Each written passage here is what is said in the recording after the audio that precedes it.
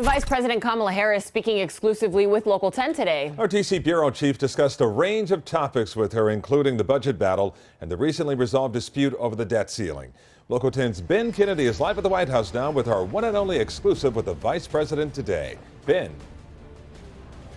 Calvin, Nicole, the Vice President said that short-term deal in the Senate to raise the debt ceiling is a positive step. We talked about that, the president's proposals, and the border. So let's start with infrastructure. In an exclusive interview with Local 10, Vice President Harris talked about lawmakers' latest efforts to pass an infrastructure bill and the president's $3.5 trillion budget plan to invest in climate change, education, and health care. Florida has over 400 bridges that are in bad condition, that over 700,000 people don't have access to affordable high-speed internet.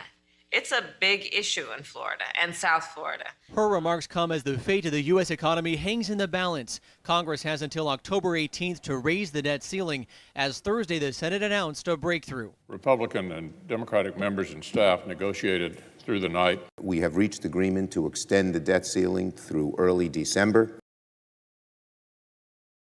I think it's a positive step forward, and we have to pay our bills. In December, lawmakers will face two big deals to fund the government and to extend the debt ceiling. Should Americans be worried, we'll be right back where we started. Well, listen, here's the thing about the debt ceiling, and really it is similar to what you and I and all your viewers know about our own lives, and in that way, the government and the country is no different.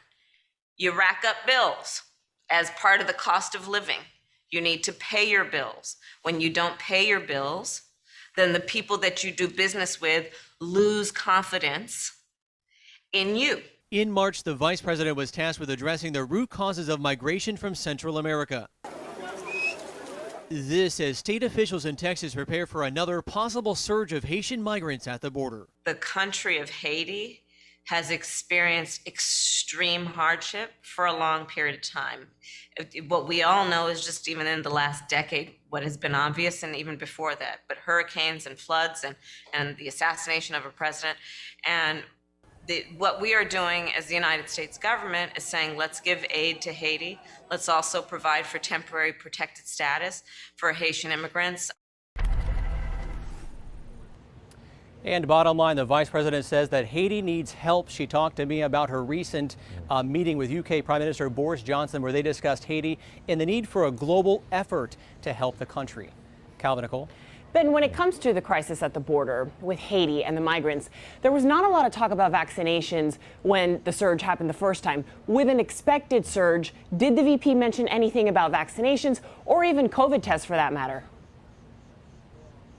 Well, Nicole, no, she did not touch about vaccines or COVID testing. She did discuss her efforts to uncover the root causes, and she has a continued effort on that, discussing that with world leaders. But also, she got really into reconstructing the border as a system, changing it to more of humanitarian, a humane way in light of those images we saw in Del Rio. And we're going to hear more from you again at 6 o'clock. Thank you, Ben, for that exclusive interview.